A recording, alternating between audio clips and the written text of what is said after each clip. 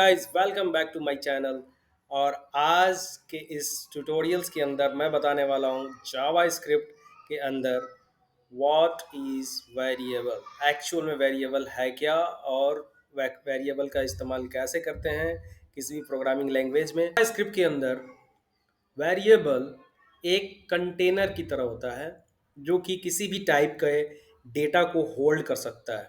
सो ऊपर जैसे ही यहाँ दे आप लोग देख सकते हो कि यहाँ पर लिखा हुआ है क्या कि a variable is like a container that can hold different type of data.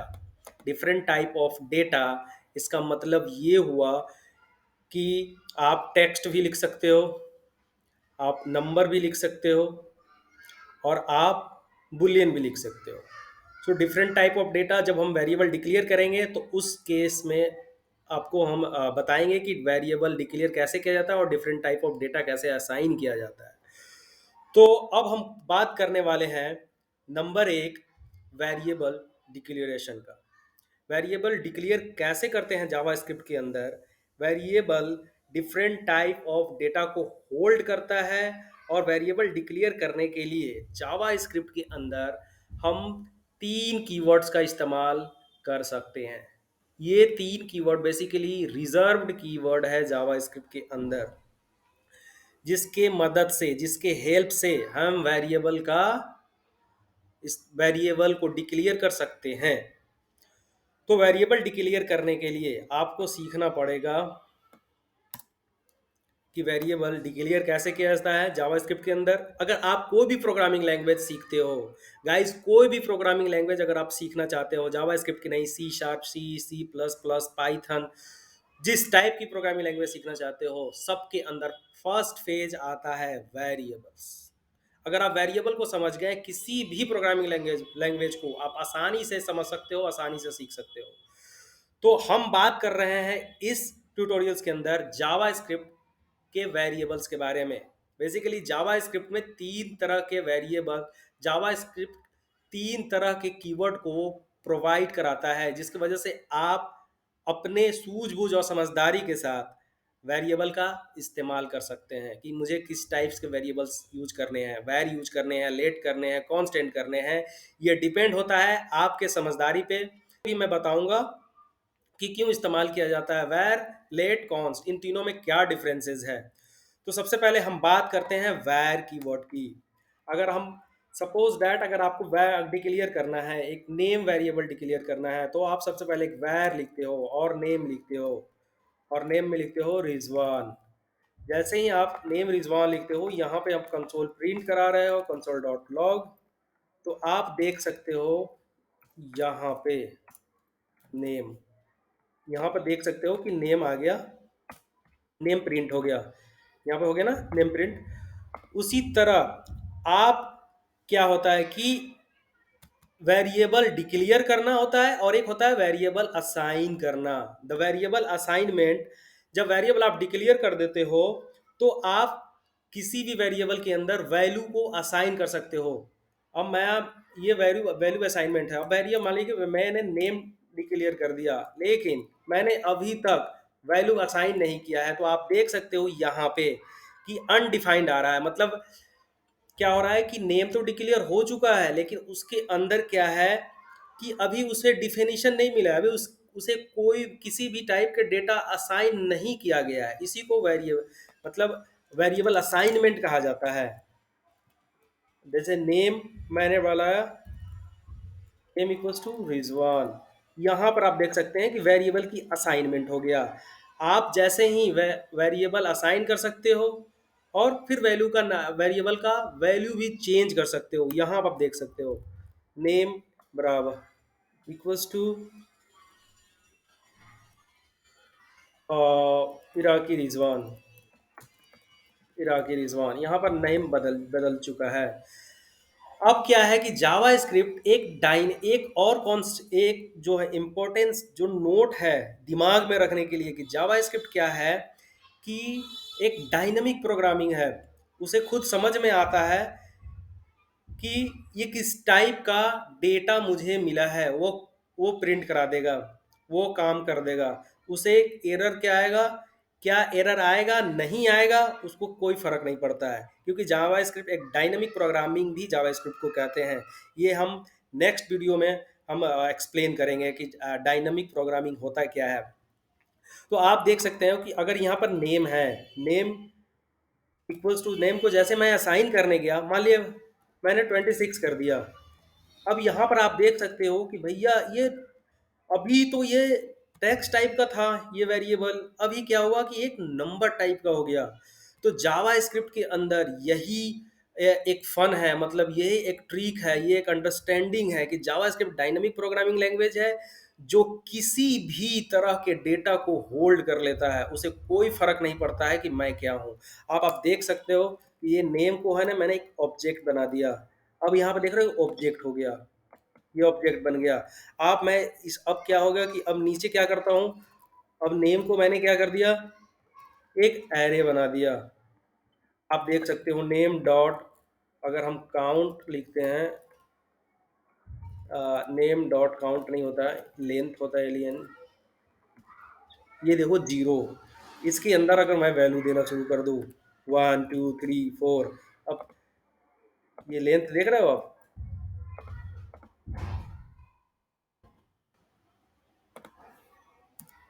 5 6 7, ये लेंथ है। तो उसी तरह जावास्क्रिप्ट डायनेमिक प्रोग्रामिंग लैंग्वेज है, जिसके अंदर क्या होता है कि उसके जो वेरिएबल्स होते हैं वो किसी भी टाइप के डेटा को होल्ड कर लेता है, उसे घंटा फर्क नहीं पड़ता है कि भाई डेटा क्या आ रहा है। तो ये चीज़ समझने, क्योंकि बहुत सारे लोग कंफ्यूज हो जाते हैं यहाँ पे। जावा स्क्रिप्ट लोग समझते हैं कि सीख नहीं पाएंगे, बेसिकली जावा स्क्रिप्ट बहुत ही इजी प्रोग्रामिंग लैंग्वेज है, थोड़ा सा मेहनत करने की ज़रूरत है। और दोस्तों मैं गारंटी देता हूँ कि आप सीख सकते हो बड़ी आसानी के साथ। तो आप मेरे वीडियो पर बने रहें और देखते रहें। वेरिएबल टाइप्स के बारे में बात करते हैं। वेरिएबल टाइप्स जैसे सपोज डैट, इन सबको थोड़ी देर के लिए हम डिलीट कर देते हैं। अब हम बात करते हैं, अब हम वैर का इस्तेमाल नहीं करेंगे, लेट का इस्तेमाल करेंगे। जैसे लेट नंबर, NUMBER, नंबर 42, ठीक है, यहाँ पे कुछ नहीं आएगा।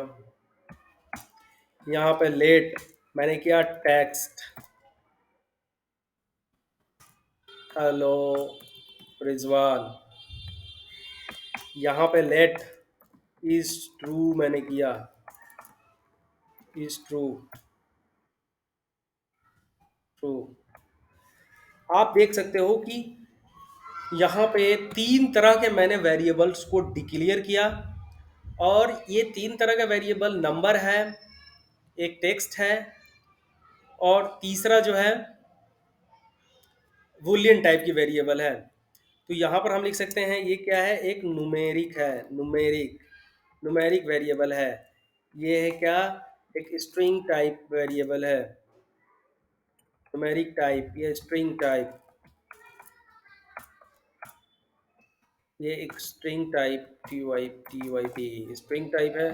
ये क्या है, एक बुलियन टाइप है, ये बुलियन टाइप है।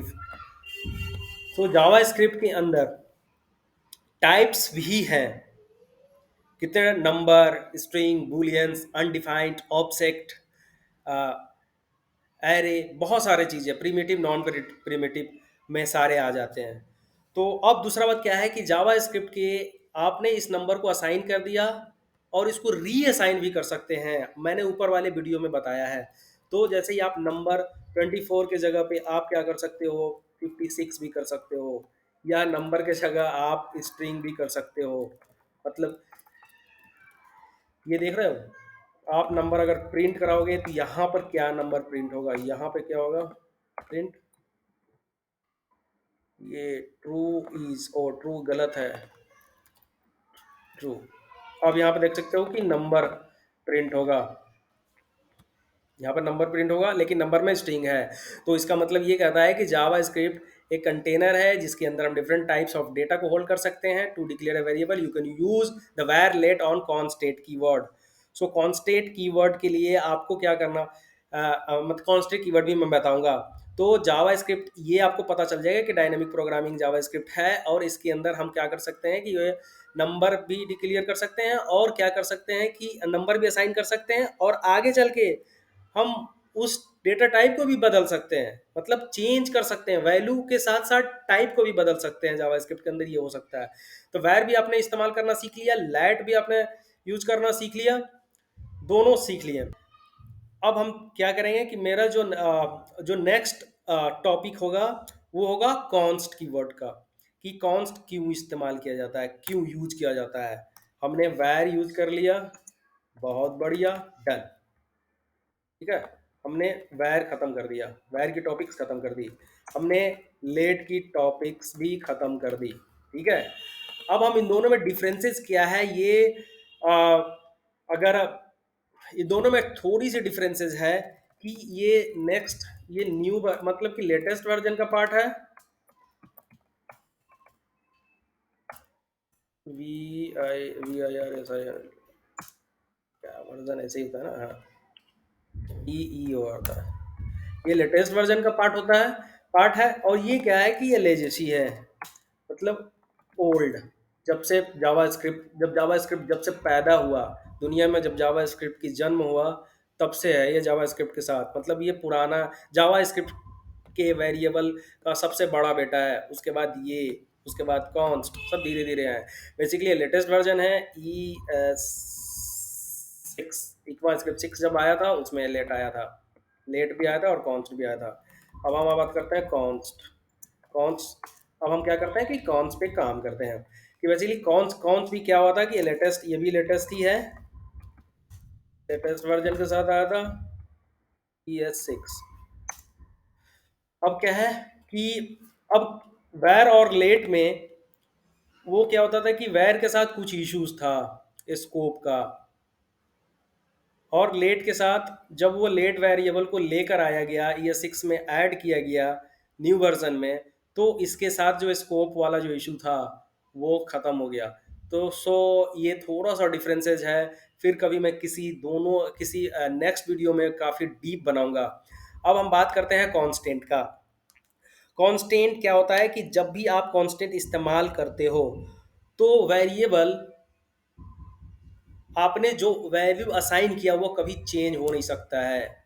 ये होता है कांस्टेंट के साथ। कांस्टेंट क्या होता है कि नाम से ही पता चलता होगा, कांस्टेंट सील कर देना किसी भी चीज को। तो अब मान लिया कि मैंने एक कॉन्स्ट लिया, कॉन्स्ट मैंने क्या कर लिया, पाई। पाई का मान क्या होता है भाई, मैथमेटिशियंस 1.14, यही होता है ना, क्या होता है पाई 1/4, यही होता है 1/4, आगे कुछ भी होता है होगा 13.14159 की 899 ही होता है, यही होता है पाई का मान। लेकिन बेसिकली हम लोग यहाँ तक इस्तेमाल करते हैं 3.14, ये बेसिक। अब हम क्या करता है कि अगर हम इस पाई को सब, अब मान लिया पाई को प्रिंट कराते हैं, ठीक है, कंसोल डॉट लॉग, ये मैंने पाई को प्रिंट करा दिया, पाई 3.14 पाई का मान। तो पाई की वैल्यू है वो 3.14 है। अगर हम चाहते हैं फर्दर कि पाई की मान चेंज कर दें, जैसे पाई 3.2.1, यहाँ पर देखो कंपाइलर जो है क्या किया, cannot assign to pi because it is constant. बता दिया ना कि कांस्टेंट का काम सिर्फ एक बार अगर ये असाइन हो गया ना बंदा, तो हिलेगा नहीं। मतलब भाई एक बार तुमने हमने वैल्यू असाइन कर दिया, मैं दोबारा नहीं बदल सकता हूँ। तो कांस्टेंट क्या है, कांस्टेंट एक बहुत सख्त लौंडा है, और वो कभी पिघल नहीं सकता। ठीक है। अ, तो कांस्टेंट क्या है, कभी बदल नहीं सकता है। ठीक है, तो इसीलिए मैंने एक थोड़ा सा जोक मारा था, और कुछ नहीं है। सो कांस्टेंट, अब क्या है कि कांस्टेंट, आपने कांस्टेंट भी सीख लिया, यहाँ पर मैं लिख देता हूँ डन, बहुत बढ़िया, बिल्कुल सही। ठीक है, आपने वैर भी समझ लिया, लेट भी समझ लिया, कांस्टेंट भी समझ लिया। भाई अगर इन तीनों चीज के अंदर कहीं भी दिक्कत आए कमेंट बॉक्स में बता दो, हमसे पूछ लो, मैसेज कर लो, कॉल कर लो यार, लेकिन पूछो, अपना कंफ्यूजन दूर करो। ठीक है, वेरिएबल और लेट में भी मैंने डिफरेंसेस बता दिया। मैंने ये भी बताया था कि वेर और लेट को बार बार असाइन कर सकते हैं, डिफरेंट डिफरेंट डेटा टाइप के साथ सेट कर सकते हैं। एक वेरिएबल एक वेरिएबल अगर नेम है, नाम है, वो ऑब्जेक्ट भी बन सकता है, वो अ, आप एरे भी बना सकते हो, उसे नंबर भी बना सकते हो। लेकिन कॉन्स्ट एक ऐसा सख्त लौंडा है, एक ऐसा वेरिएबल है कि वो कभी बदल नहीं सकता है। ठीक है, कभी पिघल नहीं सकता है। कॉन्स्ट का मतलब कभी पिघल नहीं सकता है। अब हमारा नेक्स्ट टॉपिक है कि हमने कॉन्स्ट भी सीख लिया। नेक्स्ट टॉपिक है हमारा कि वेरिएबल नेम, नेमिंग कन्वेंशनल, कि नाम, सबसे पहले किसी भी चीज का नाम जो होता है ना, अगर किसी को अच्छे नाम से पुकारोगे तो अच्छा लगता है। तो उसी तरह प्रोग्रामिंग लैंग्वेज के अंदर क्या होता है कि नेमिंग कन्वेंशनल, वेरिएबल्स का नाम का चुनाव कैसे करेंगे, variables names, how to put how to put variable names, naming conventionals, ये सबसे बड़ा इंपॉर्टेंट चीज है वेरिएबल्स के अंदर कि वेरिएबल आप अब बना रहे हो, वेरिएबल ना ही वेरिएबल अगर डिक्लेयर कर रहे हो तो भाई मीनिंगफुल होना चाहिए। तो वेरिएबल क्या होना चाहिए कि वेरिएबल